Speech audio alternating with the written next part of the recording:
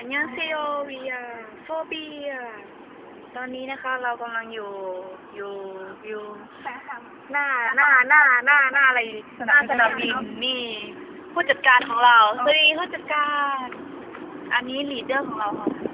ค่ะอันนี้แคสค่ะแคสของหน้าเราที่วันนี้นะคะเรามากับพ่อของแคสค่ะกำลังขับรถอยู่ค่ะตอนนี้เรากำลังตรงหน้าไปที่เมสันค่ะใครจะพูดอะไรไหมบอกตื่นเต้นนะแล้วจะไปโรงแรมไหมคะตื่นเต้นมากๆหน้าตัวเองสวยกันเลยโคตรไปอ่ะไม่รู้มันจะมี